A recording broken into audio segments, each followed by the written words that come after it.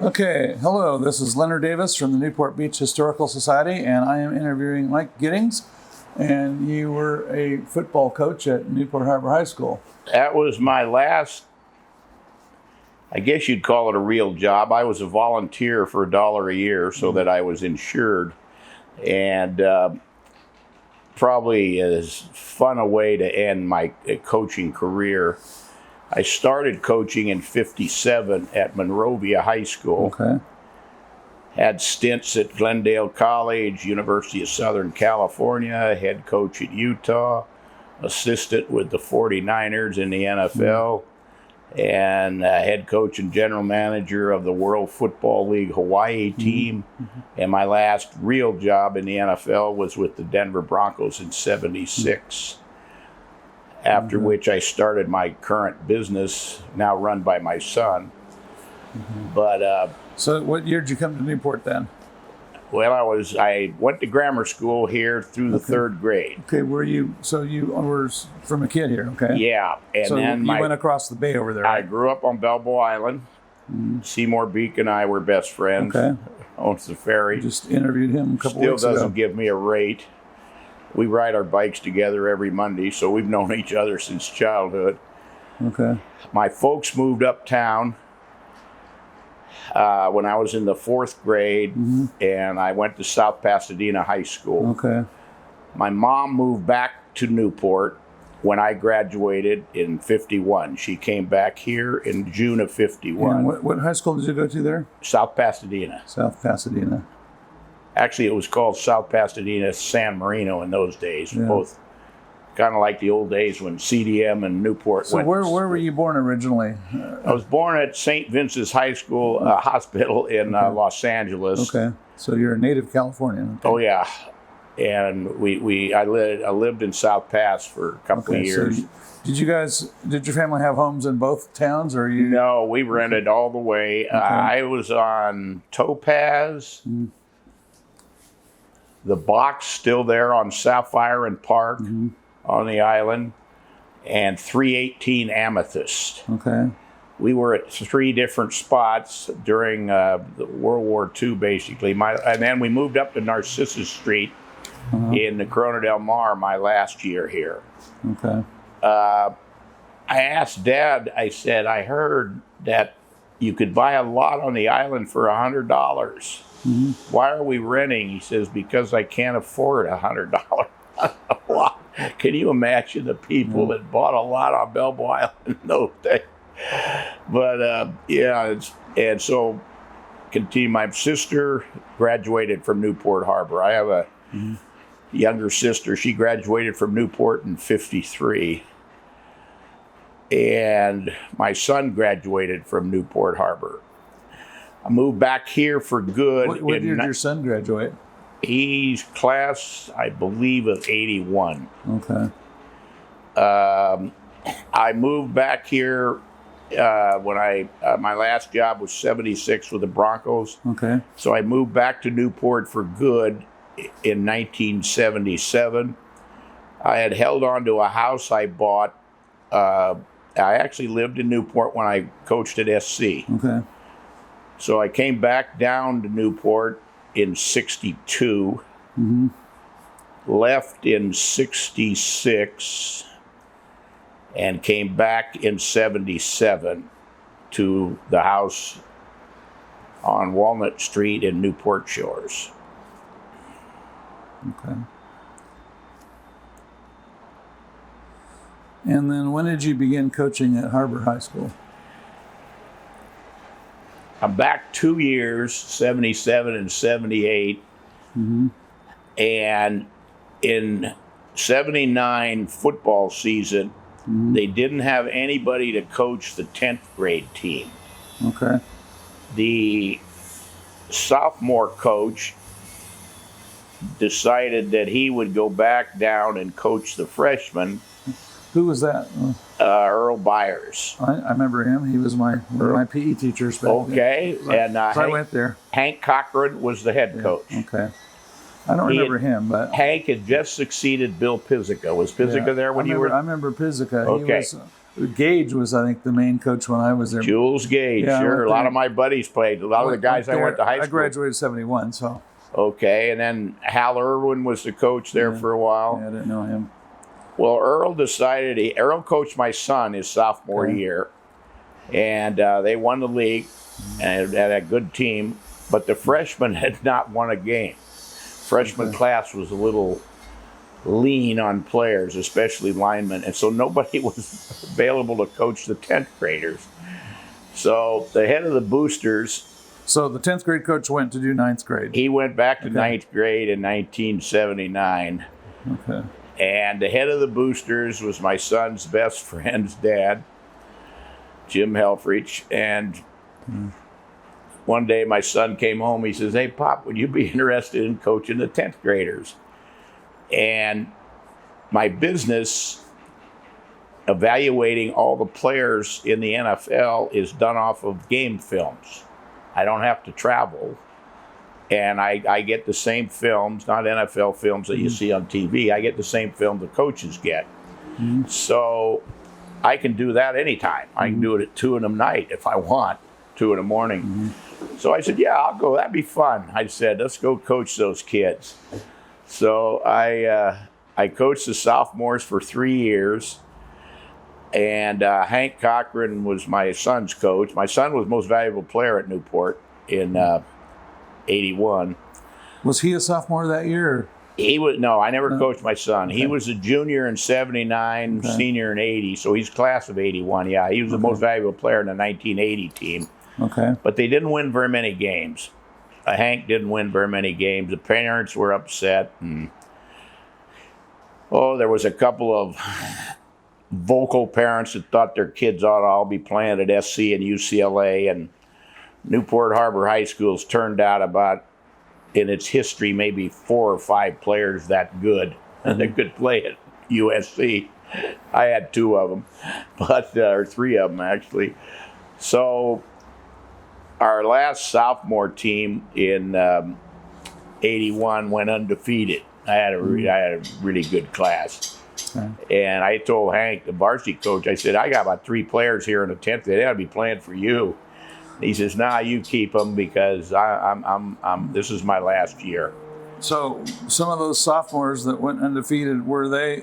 They became juniors first year. Were they ones that were on the bad freshman team in the year or so before? No, that's two classes removed. Okay, so the bad freshman team, we went 5-4. Yeah. We beat Edison. We're the last. Well, I don't know if you remember Edison High in the late 70s and early 80s. They were a power. The class we beat in 79 had a guy named Frank Sauer, ended up being a quarterback at Kansas and in the NFL. A couple guys. That's the only game those kids lost in 4 years at Edison. Yeah. So we that was our big accomplishment the first year. The second year I had a little bit better talent. Same record, 5-4. We're in the Sunset League with Edison and Fountain Valley and Huntington Beach, and Newport's enrollment had really gone down. So my last sophomore team, we actually moved down a league to the Seaview, which gave us a better chance. But my last sophomore team could have beat anybody. I had a running back, a 10th grade running back that weighed 220. And I had some really good linemen and so forth. So when I moved up to the varsity, my undefeated sophomore team were juniors. My second sophomore team were seniors. So you got to coach them again then? I had, and the kids that didn't win any game as freshmen had graduated. Yeah. I'm trying to remember any of my freshmen. I don't believe any of my sophomores started as juniors and seniors for Newport. One did. Yeah, Rob Berry. We had a receiver named Rob Berry, very good. Another receiver named John Barnett, and a quarterback named Eddie Ashen. And that was it. We did there one, but they were great kids, and somehow we won 5 games. But my next 2 teams, The best player on my second sophomore team was Dave Cadigan, was an All-American at SC and played 9 years in the NFL. And then my undefeated sophomore team had 4 kids that played Division I football, from Illinois to UCLA to Boise State to Arizona. So whatever good record I had is attributed to the players. As anybody who is in coaching knows, if you have players, you win. The previous coach didn't have them, I had them. So we won the league, or tied for, we either won the league or tied for first all 4 years, 82 through 85. Now, when you get, okay, I know the college, they go around the country recruiting people. Were you able to recruit many people, or you just kind of had to take what you got? Or at Newport? Yeah. Oh, no, just take what you got. Yeah. I don't believe in recruiting high school. Yeah. I don't like it. Okay. I don't like the fact that the Catholic schools are doing all the winning because they recruit. They actually give scholarships. I don't like it. I think kids ought to play with who they grew up with. When I was at Newport, I only lost 1 player to modern day. And but I also, there's 2 sides to that story. Not at Newport and Corona del Mar. We have really good teachers here, but a lot of public schools, frankly, the teaching. That's why parents.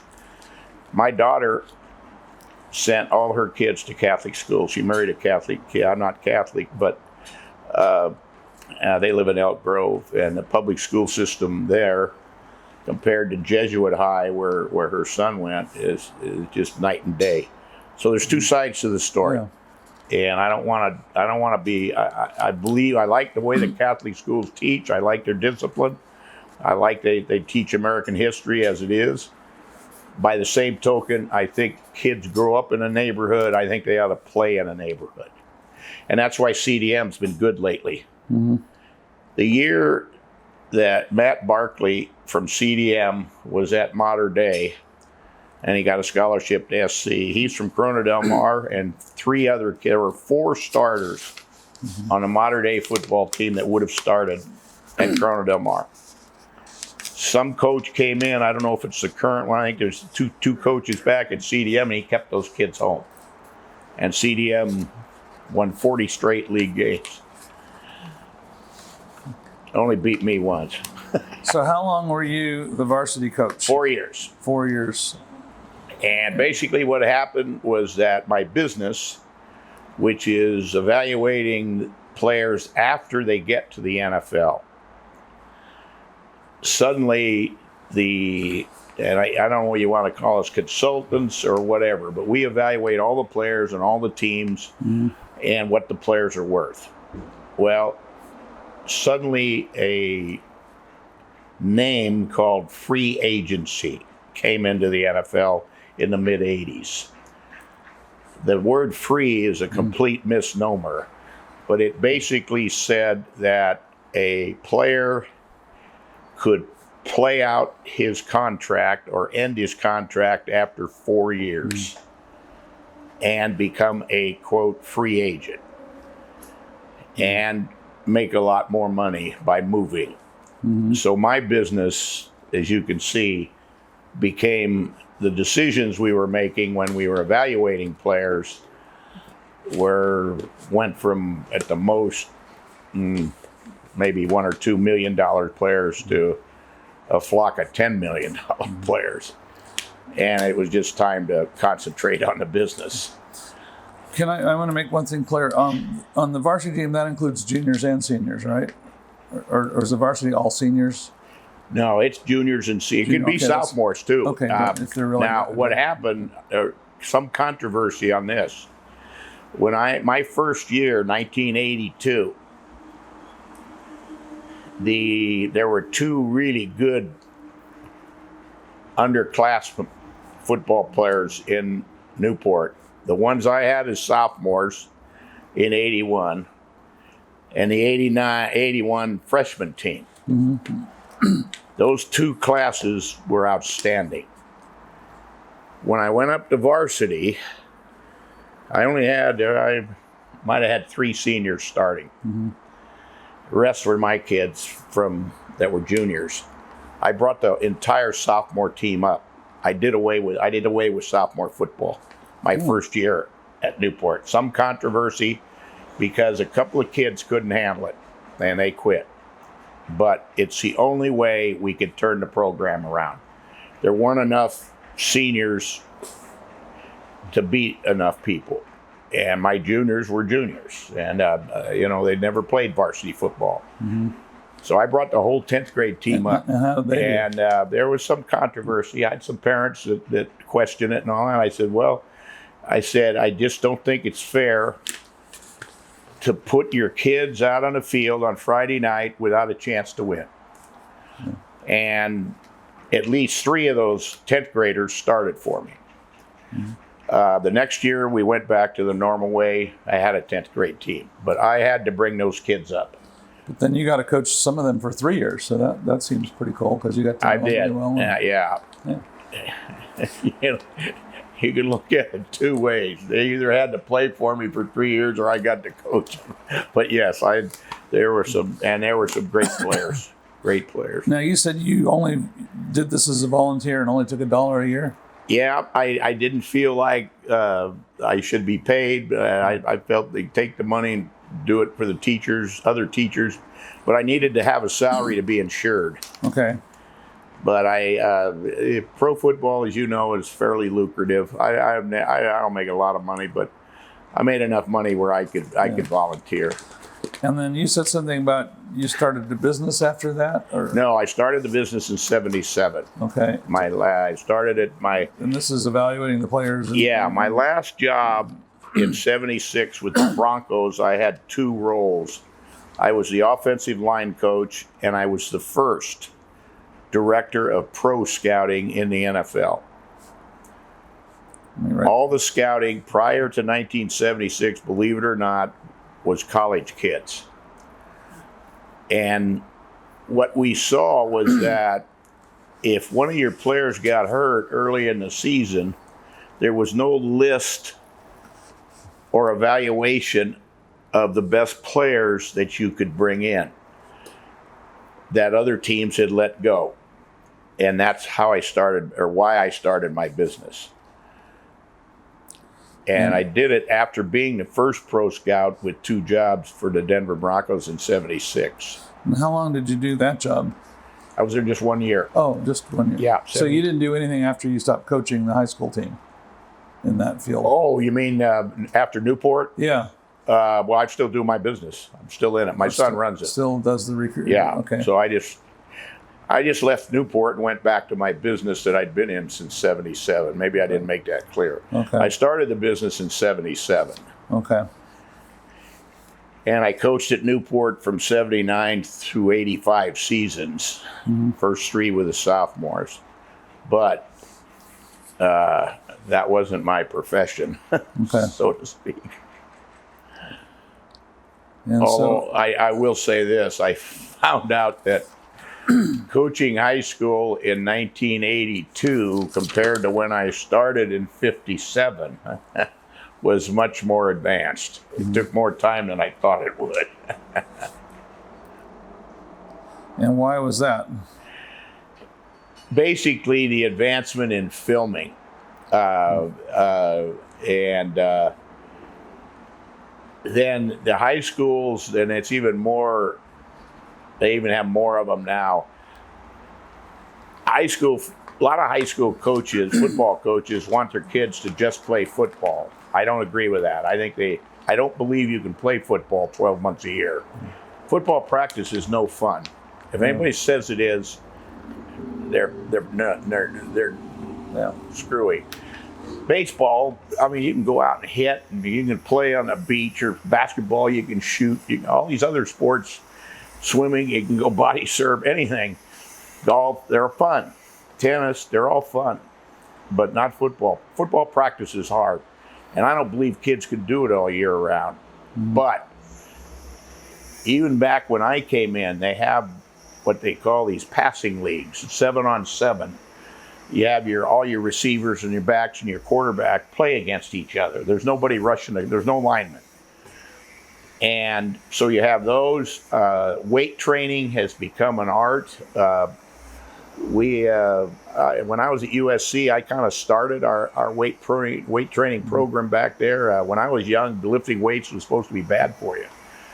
But so you had weight training, and you had these passing leagues, and if you didn't train your kids year round, at least lifting weights, even my basketball and football and baseball players and track players, I encouraged them to go out for other sports, but they had to come in the weight room at 7 in the morning and lift. Otherwise, you're not strong enough to play high school football. The physical conditioning, the size of the players. In 1951, I took Monrovia to the CIF finals. I went 28-1 at Monrovia, and I had 2 linemen over 200 pounds. Now, my God, you'll see high school kids, the linemen weigh 300, some of them. So it's just the sport has grown, and it's just much more time consuming. And my business goes from August, when they were start the preseason games in the NFL, through the Super Bowl. So I don't have to work all year. But in August, it's a very busy time for me because I'm looking at all the players that might get cut and be available for this list in case you get a guy hurt. So the key to me coaching Newport was to have assistants that could handle my kids in the summer. And I was lucky. I didn't have any professionals. I had kids that had played at Newport, and they knew Newport kids. They knew when they wanted to go surfing. You know, you can't tell them not to surf, for God's sakes, if they live in Newport. Yeah. But they knew the kids. They had grown up here, and they had played at Newport. And I had about 4 ex-Newport players that I couldn't have coached without them. They were fabulous. What's the name of your business? The line coach was Mike Ashen. No, the name of your business. Oh, my business is called Pro Scout Inc. Pro Scout King. One word. I frankly wish I had named it something different, but I incorporated it so they couldn't steal my ideas. But it's called Pro Scout Inc. Oh, Inc. Okay. Yeah, it is incorporated. All right. So you're still active with that, and your son is running? Son's running it. I just do linemen now. Okay. Yeah. And then so you lived in Newport Shores. When did you move here? And was there somewhere in between there? I bought the 2 houses next to me in the Shores. Do you remember back when Irvine Company had to make their leased land available to the how they decided? Remember, there was a big controversy. Yeah. Well, Signal Landmark was the company that owned the Shores, and we got a good deal. I think we could buy our lots for $60,000, and I think the Irvine ones might have been a little bit more expensive. So I had 3 houses there. So I bought all 3, and I sold them in '85. Okay, and then where did you go? I kind of alternated between here. Mm-hmm. You know what? I must have sold them in '89. I think I'm off 4 years there because I've been in and out of here since '89. Okay. I spent a couple of years at a golf course, the Nicholas Golf Course called Bear Creek out in Marietta. Okay. And I had a small place here. I had a studio here for a while. So I had 2 places. I was a pretty avid golfer at that time, and I don't know if you're a golfer. Bear Creek is the best course in Southern California, the toughest course at least. But it's situated out there in Marietta, and it was private and all that. It was. And so, a lot of people have their second golf places in the desert, in Palm Desert. Well, Bear Creek was a better course, and it's half as far. So that's why I went out there for a couple of years. But then you've had places here, and I had 2 places. Okay, yeah. So, and you said you lived in one of the larger units until recently. Well, when I first did, and then I lived in the larger unit. Shoot, I can't remember now, to tell you the truth, but maybe 5 years. Okay. And then maybe 6. and just moved to this one like 6 weeks ago. So are you by yourself now, or? Yeah. Okay. That was the reason I moved. Oh, okay. Yeah. All right. I'm not divorced, but I'm separated. Okay. How many kids did you have then? 3. Okay. Girl, boy. 2 girls and a boy. And so one of your daughters is, you said? One of them lives in Marietta. She's 65. Okay. The second one, that's Vicky. Okay. V-I-C-K-I. Jackie, J-A-C-Q-U-I, now Celsi, went to USC and lives in, Vicky had 1 son. Jackie lives in Elk Grove. She had 3 kids, boy, girl, boy. No, boy, girl. And where does your son live? And my son now lives in Park City, and he goes girl, boy. Okay. So I've got 7 grandkids and 1 great-granddaughter. And they come out and visit you, I hope? They do. My son will be here. Jackie and one of her daughters was down here 2 weeks ago, or 3. Whenever I moved in here, helped me move in and all that. And then my son will be here. He still comes back to Newport. He's still got all his buddies here and all that. He'll be down here in second week of June. So what do you like about living in the Bay Club? I think for me, when you get to be a certain age, probably a number one thing, I've been a lucky guy. Only problems medically I've had are orthopedic, arthritis. I've had 4 hip replacements, a knee, blah, blah, blah. I've never had anything harder, prostrate or bladder, anything. But if you got anything, the beauty of the Bay Club, you call security, you're in Hogue in 5 minutes. Okay. So the convenience of that, I have never been a culinary person. I am the worst cook in the world. And because this place is part hotel, we have pretty darn good room service. And they've changed the menu. I can't say I'm happy with some of the changes. They took away a 12-piece bucket of chicken that I loved. And they did keep their power burger, but the food here is pretty darn good if you don't want to cook. And then it's easy to get around because I now ride my bike almost everywhere, and so I got this is an electric, of course, now, but you're flat, and I go up the hill to Fashion Island. Does that fit in the elevator? Yeah, it's a little heavy. I'm getting a new one next. Yeah. I've got one. I got one on order. It's lighter. This one's heavy. Yeah. But yeah, barely fits in the elevator. But I'm getting a little smaller version of it. Do you keep a boat here at all? No. I have a friend with a boat here. Yeah, I love to sail. But I just rent.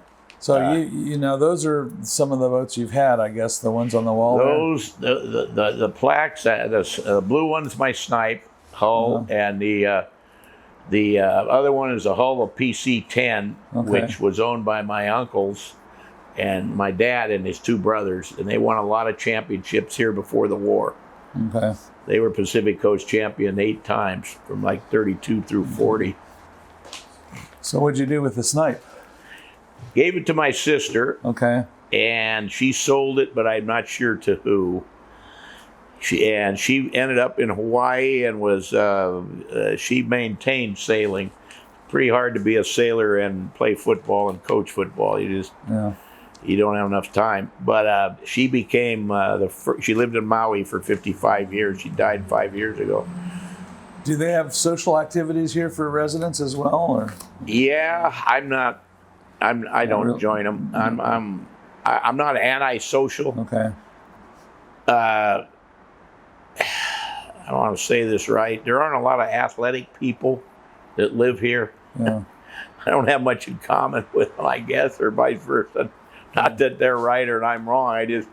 I'm a football guy, and I'm a sports guy, and but they every once in a while they have a mixer I go to, and the people here are great.